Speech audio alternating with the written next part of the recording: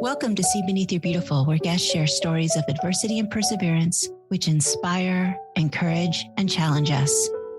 We embrace these tough conversations, intimately exploring our loves, fears, and hopes with a delicious combination of depth and lightness.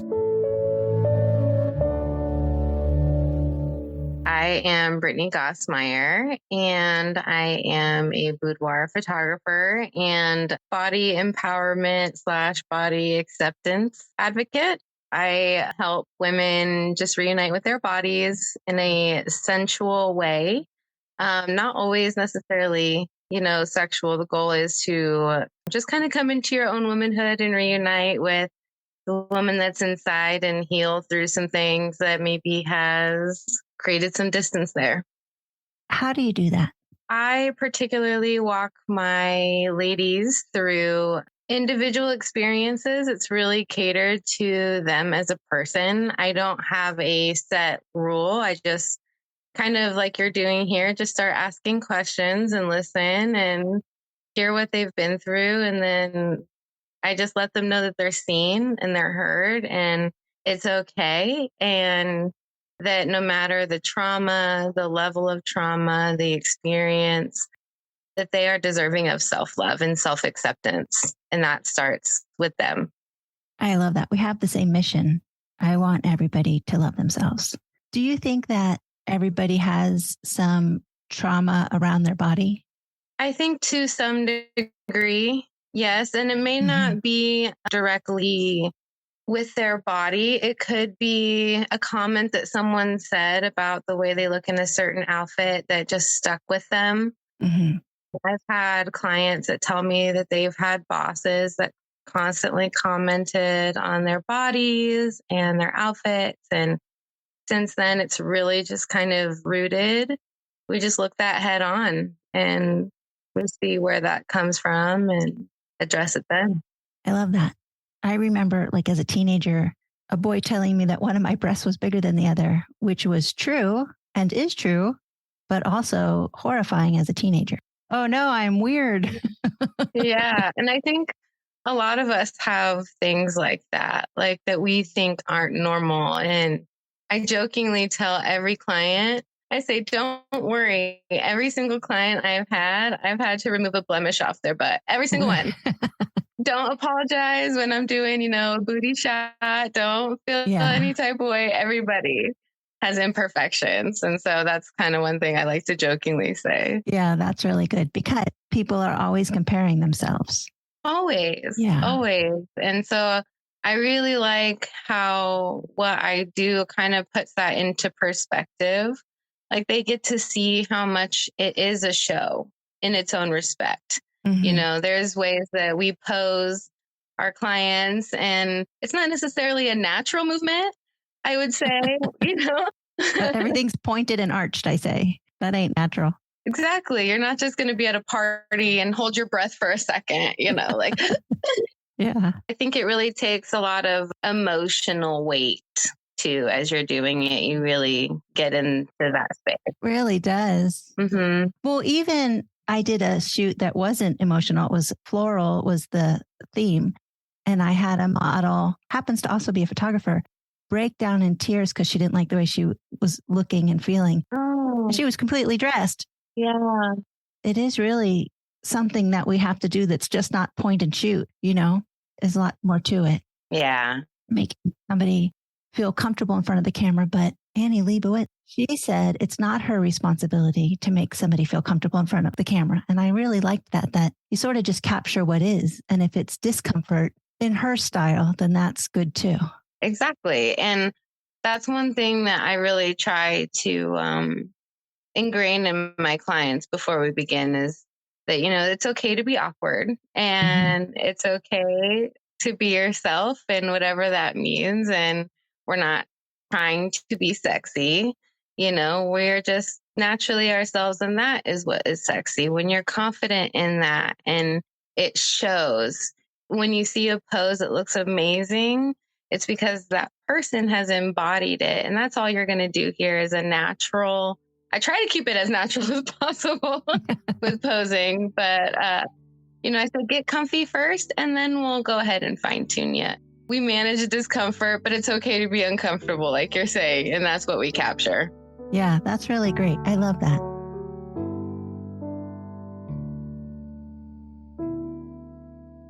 The podcast got started because I was photographing women who were picking words to describe who they were and not what they looked like in a series I called See Me. Mm-hmm. And I would paint the words on their back and then photograph them.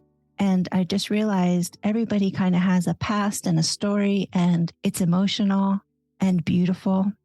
And that's what made me want to reach out to you, because you have been sexually trafficked. Mm-hmm. The words I know, but I don't honestly know anything what that means, or I don't know anything about that. So would you mind sharing anything about that? Yeah. So as I come to understand the word sex trafficking, I think the meaning is slowly developing into something a little greater.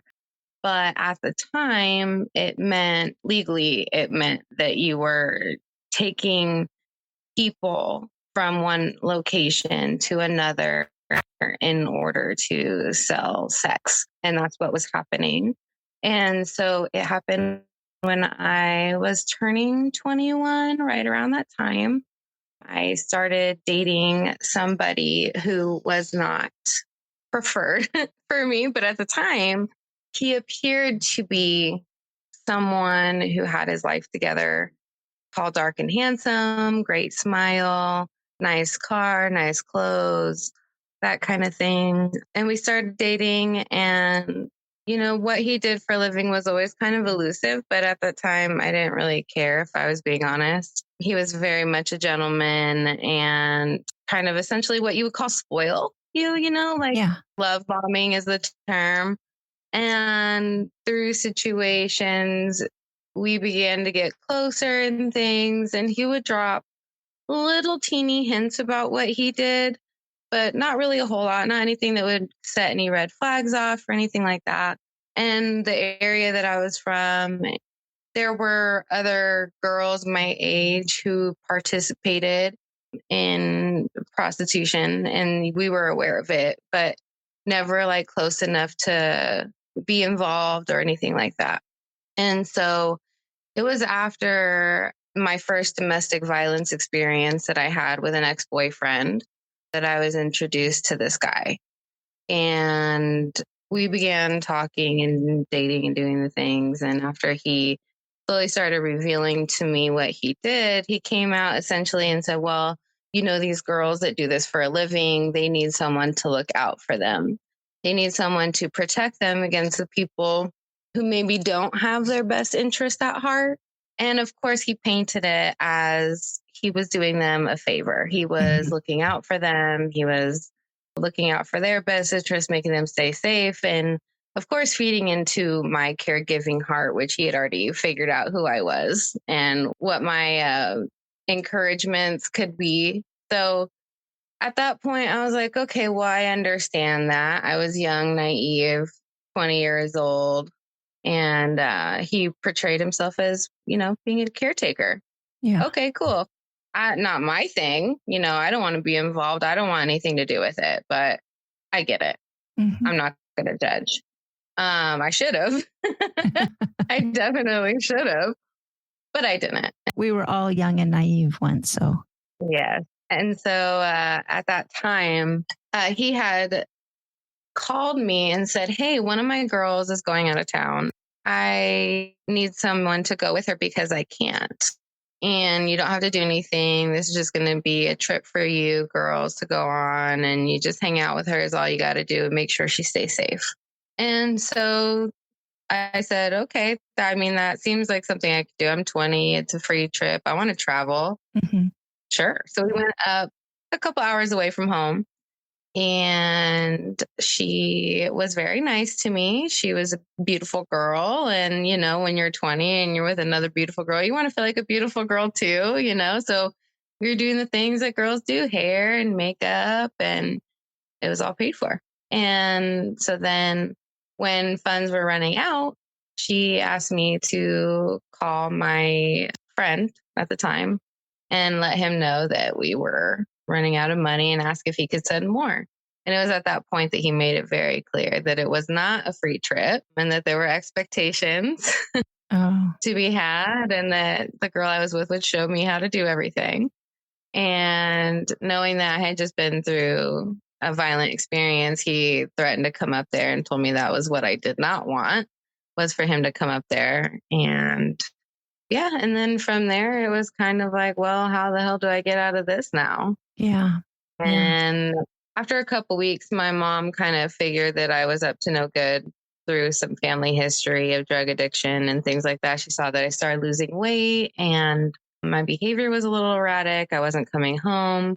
And so she essentially said I needed to find another place to stay, rightfully, and took my car. And now the nails were dug in deeper.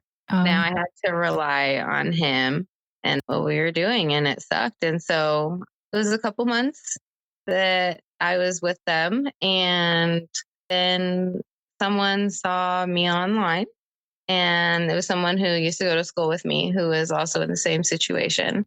And she called my best friend and said, "Hey, have you seen this?" And my best friend met up, and she showed her what she saw online. And then they took that to my mom. And so I get a text from my mom when we were out of town on a weekend.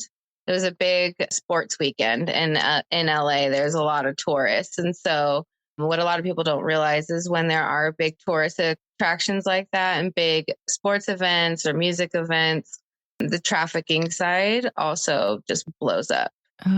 So we were out of town. And so I get a text from my mom and she says, I seen this online. Is this what's happening? And I said, yes. And she said, do you want to be doing this? And I said, no. And so she said, okay, I'll see you when you get home. Because I told her when we would be back in town. And she said, I'll see you when you get home. And within 24 hours of getting home, I was on a plane to Chicago to hopefully get a little bit of a reset and get away from some people that weren't good for me. Yeah. So what kind of picture was it that she saw online? I mean, was it a picture you hadn't agreed to that was on somebody else's post that was sexual in nature? No, it wasn't on social media. It was on Backpage. We would have to take pictures and post ads. Oh, I see. Mm-hmm. And so that's what she saw was the ad. And so she forwarded it and showed my mom, and then they all reviewed it together. And I mean, it was pretty apparent at that point. So yeah. You appeared in the ad. Yeah. Yep. So how old are you now? I am 32. So it happened for a little while, about 12 years ago? Yeah. It was probably over the course of approximately 3 months from start to finish. So in that regard, I got really lucky that I have people that care enough to notice when things are off and looking a bit strange, So what can somebody do if they're in a situation they don't want to be in like that? What can they do if they don't have a friend looking out for them? And also, what steps have you taken in the last 12 years to find healing? Well, first, if you find yourself in a situation that you don't want to be in, people aren't going to judge you. They're not going to think that you made the decision and that you want to do that. Just be honest with someone, even if it's someone you don't really know. You do need to reach out and you do need to find help. In Spokane, there are resources. Feel free to reach out to me personally. I don't need to know you. I've had people reach out to me, actually. They are survivors. They're not currently in that, but they were encouraged by someone else to reach out to me. And I have no problem chatting and pointing you to the right resources with zero judgment.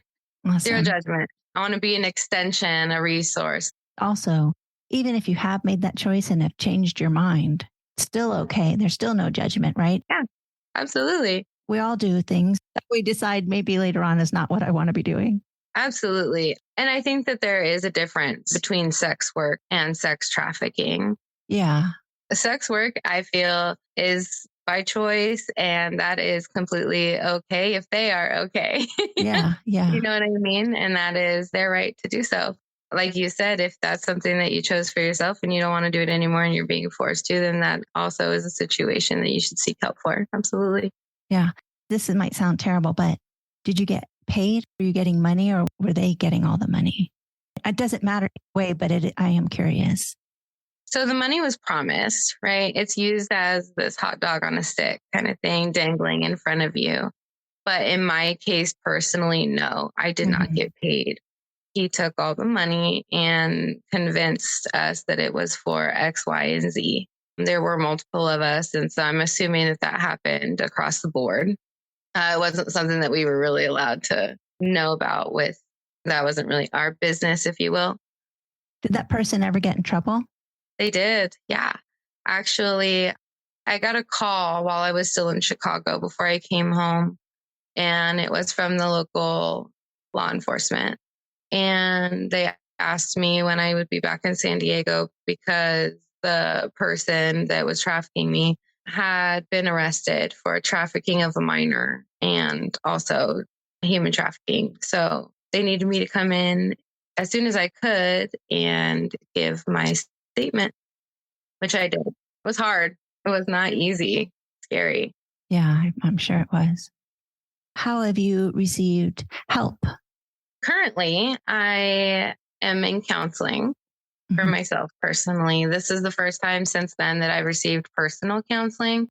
I've done marriage counseling when I was married. I've done a lot of self-work. All of my friends are mental health professionals. And so it's easy to kind of piggyback off them and chat with them as they were going through school and stuff. So luckily I was somebody who could do a lot of inner work. For a while, I clung to religion. In a way, I had convinced myself that the more devoted I was, the cleaner I could be. And that lasted for a little while. And then I just didn't feel authentic. You know what I mean? Like you just start feeling like you're on a hamster wheel and you don't really know where life's going. You don't feel purposeful. You don't feel like you're living for the intention that you were made. Yeah.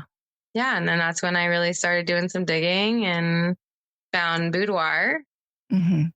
And I actually started doing boudoir before I realized why I was doing it. Why do you think you're doing it? Now I know that I am doing it because of what I experienced when I did it. I didn't have the normal experience when it comes to boudoir. I think that some women do experience what I did. I did a session for my ex-husband for his birthday. And I had just lost like 40 pounds and I was feeling, extra fine. I was like, I'm going to do this for myself. I was a makeup artist at the time for the photographer that did it. And I was super proud of them. They were beautiful. And I presented them to him. And instead of excitement and joy and celebration, I got anger and jealousy. And how could you be naked in front of somebody else? And very traditionally mindset. So through that experience, I was like, wait a minute, I feel great about these. Yeah. I feel proud of them. Through reflecting on that, and I came to realize that was super empowering for me. So I took them back. Yeah. I straight told them like, okay, fine. These aren't for you. They are for me. They are mine. They are no longer your gift. They're mine. Yeah. And from that moment on, I just felt super good about them and what they meant for me. And it was awesome. And so I just wanted to give that experience to other women. And then through working a little bit deeper on my why and working with business coaches that encourage me, to be more authentic and dig a little deeper. I really found that I have a passion for bringing women back from the place that I once felt about myself. And I know how, and I have the ability to. So how could I not? Yeah, I love that. I love that so much. Thank you. When I was doing the boudoir series, I had a number of people say they were doing it for themselves. And another number of people say, oh, I don't want to do it right now because there's nobody in my life, which I thought was interesting. Even the women who come to me and they'll say, I'm doing this for my partner. I always tell them, I said, well, I would like to encourage you to do this for you before we start and try to redirect that a little bit just in case they have the same experience, because it is possible. And then I also tell them, I'd like to think of it as you're taking a trip to Disneyland with me today. They get the souvenir from your day at the theme park. You get the experience. And so that really kind of puts it in perspective. And they're like, yeah, okay, I'm signing on for that. And then at that point, I think their perspective changes a little bit. There are women who follow me on social media. They see my message. They see what I've been through. They know what I'm about. And that's specifically why they come to me. Yeah. And then there's other women who just think I create beautiful art, and that's totally fine too. So I want them to get the most out of what I offer, which is a tailored experience to help them see themselves in a different perspective. And so being able to say that, redirect them back into like, well, this is for you, girlfriend. Like I'm here to help you. It helps them have a more intentional experience as well. I really love that. Thank you. How do people find you? You can find me on Instagram at black.label.boudoir. Yeah, you can find me on Instagram. You can find me on TikTok. You can find me on Facebook. I'm pretty reachable. Okay, awesome.